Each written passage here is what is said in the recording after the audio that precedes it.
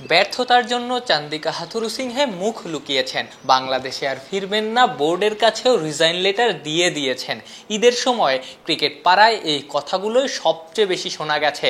Lankan master mind যাদের চোখের বিষ, মুখরোচক এই খবরগুলো তাদের জন্য ছিল একদম অমৃত।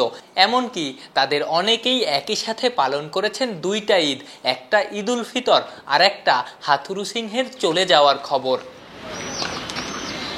কিন্তু আসলেই কি তাই? হাথুরু কি আর আসছেন না? তিনি কি আসলেই রিজাইন করছেন, নাকি এসবই ভুয়া খবর? টাইগার হেড কোচ কি তবে ঠিক সময়েই ছুটি কাটিয়ে ফিরছেন, যেদিন ফেরার কথা অর্থাৎ 22 তারিখে? না, আমাদের কাছে কোনো ধোঁয়াশা নেই। না, ধোঁয়াশাটা কেন? না, ধোঁয়াশা আমি বুঝলাম না, এটা ধোঁয়াশাটা আমাদের কাছে না। ধোঁয়াশা কোথায়? আমরা কি কোনো স্টেটমেন্ট দিয়েছি? তার ধোঁয়াশা কোথায়? এখানে কোনো ধোঁয়াশা নাই।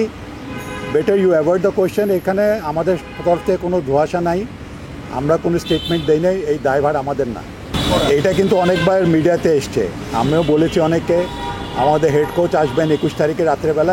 এরই মধ্যে বাংলাদেশে পৌঁছে কাজও শুরু করে দিয়েছেন টাইগারদের নতুন strength and conditioning coach Nathan Kiely.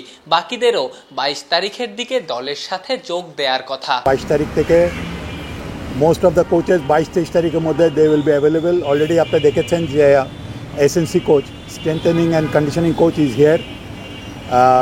Zimbabwe সিরিজের আগে আমাদের নতুন যে একজন কোচ, আমরা স্পিন বোলিং কোচ দেখেছেন মুশতাক আহমেদ, আসার কথা। আশা করি জিম্বাবুয়ে সিরিজে আগেই এখানে চলে আসবে।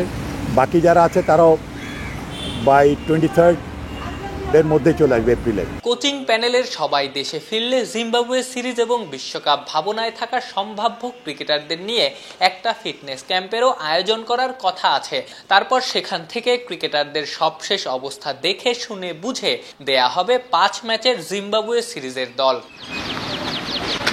আফনান পিয়াল, অলরাউন্ডার।